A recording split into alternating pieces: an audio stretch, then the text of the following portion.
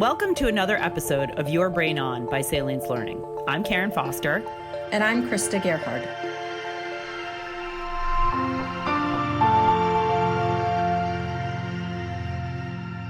All right, Karen, if we think about self-directed learning and how we can leverage it in a way that has meaning and impact, right? So if we think about the life sciences industry and the clients that we work with on a daily basis, we're always being asked to provide the return on investment. So if we say the return on your investment is a self-directed learning plan, I'm putting myself right now in the shoes of the prep committee, right? And I'm sitting here, and I'm a learning and development training manager, and I'm going to tell them that I'm going to create a self-directed learning framework or model, or I'm going to empower my learners who are customer-facing field teams to go out and explore and gather information. How do I do that when I've got a lawyer on the other side who wants to manage every word and punctuation mark in a training? Well, my argument would be like the majority of them are doing it anyways. People go out there and they're going to try to figure something out themselves. You know, I think that it could be an argument, but it's not about that they're not doing it. It's about the liability of the organization. I think that's what it comes down to, right? So if we think about it, like we want to help our customers right now. So how can we help our customers include self-directed learning? Because it's such a great resource, right? The benefits of self-directed learning is there's minimal lift on the training and learning and development departments, right? The people are investing themselves in their own learning and their own professional development. But how can we create opportunities for self-directed learning within the life sciences industry that will still get by the sniff test with legal and compliance? So again, the first thing I recommend is think about the content that you start with, right? Think about should probably not be with a brand new IVA or a compliance set of content. However, I think when we look to the variety of skills and knowledge that are the 21st century skills and knowledge of critical thinking and business analysis and business acumen, those skills and knowledge, they can be crafted in a framework way that actually, from a self-directed learning standpoint, provides efficiencies for the organization in the sense that the learners are going out and doing it instead of paying money to create an e-module that's outdated. And then the second aspect is the speed of information change, right? So you get the benefits of those two things. Why should someone want to engage in self-directed learning? Listen, at the end of the day, we're tired. We've worked all day. We've got kids. We've got challenges in our personal and professional lives. And now you're telling me you want me to engage in self-directed learning. What would our learners really be motivated by? How can we create that or drive that motivation for them? So yes, that's a good question. So I think the answer to that question is one is to ensure we define what self-directed learning is clearly, right? It can be the smallest act, or it can be the largest, longest PhD program. Smallest act is self-directed learning occurs when an individual is able to evaluate and identify their lack of knowledge or skill and empower themselves to try to fill that gap, that knowledge and skill, with whatever resource or asset that they feel so inclined. So that resource or asset could be an e-module. It could be a conversation with a peer. So an example of self-directed learning is I have a really difficult conversation with a customer. I leave that customer. I recognize that it was a result that I didn't know the specific, clear dosing of my product.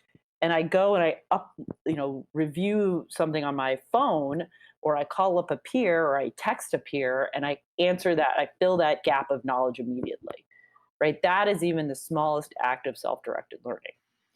So as you speak to that example, the first thing that came to my mind was Self-directed in life sciences has to solve a problem for the learner, and the learner has to identify that problem themselves for them to be motivated to engage in the process of the framework of employing their own desire to go out and acquire knowledge and skills, right? So, we as learning development professionals have to help them identify some of their own problems at times, because sometimes it's hard to deconstruct the do, right? We're recognizing a lot of challenges and barriers that we may be facing across a life sciences organization, some of which we have control over, some of which we don't.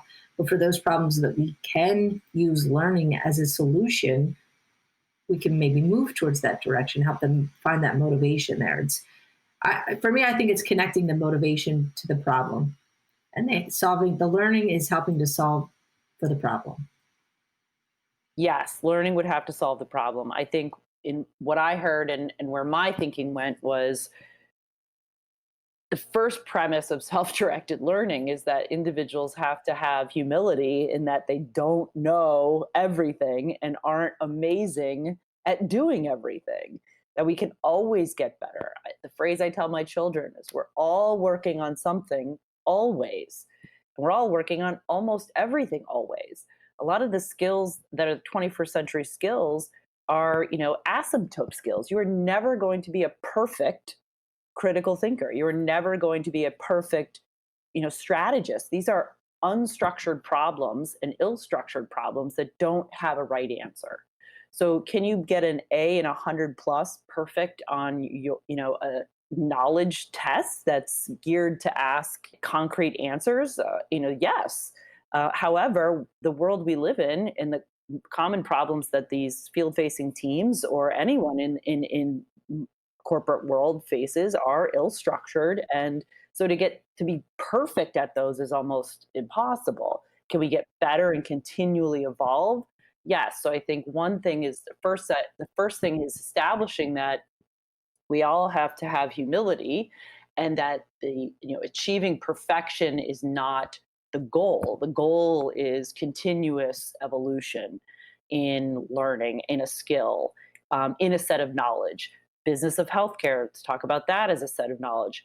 That's changing all the time, right? Everything's evolving, constantly evolving. So no one, I think, could ever really consider themselves perfect at the knowledge of the business of healthcare, because by its nature, it's continually changing. So I think motivating the learner really starts by kind of recalibrating those expectations about what is the goal, the intellectual goal of learning or skill development or professionalism and expertise, right? The goal is to be continuous, and that there's always area for improvement. So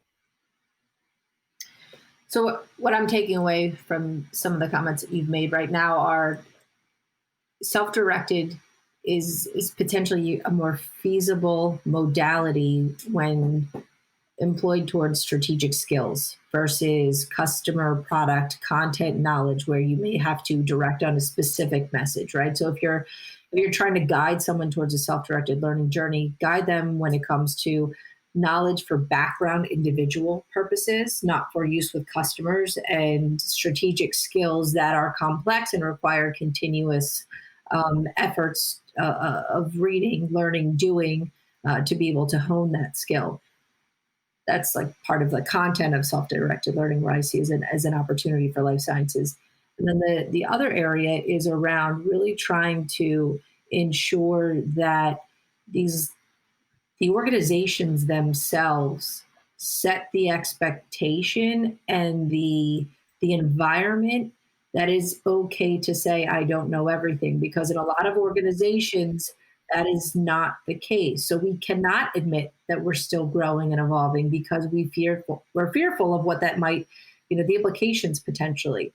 But hopefully as we see, the world around us evolving and more organizations sort of coming to this realization, then that would in turn empower their employees to feel like they can say, I need professional development. I've identified, like we all do 360 performance reviews.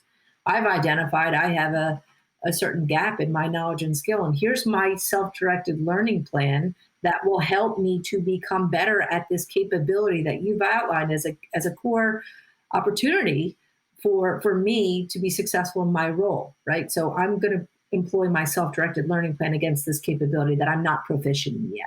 Yeah, absolutely. And I understand the risk that admitting, gaps in knowledge or skill. But I could also, some of the books I read were on leadership, right? And the best leaders are those that are accurately, self-assess themselves. So can make the statement that, by learning this process of, sort of accurate sort of self-reflection and like you said, identifying a skill and confessing it or just, sharing it and taking in the expertise all around you is really the definition of a characteristic, I should say, of a good leader. I think this also connects back to, our upcoming L10 webinar, where we're seeing the state of the global life science industry evolve due to the impact of COVID-19. And we're evolving in the way we're engaging with our customers. We're evolving in the way we're engaging with each other. And we're trying to identify if the capabilities that we've outlined pre-COVID are still applicable today and then potentially in the future. So as we are trying to bridge these potential gaps of new capabilities that may be coming our way due to the changing environment around us, it seems obvious, maybe wrongly so, but that self-directed learning would be an excellent way to help you bridge your own gap when you're seeing the signs ahead that things are changing. How can we use self-directed learning right now to figure out how we move forward? Thanks for listening to this episode of Your Brain On.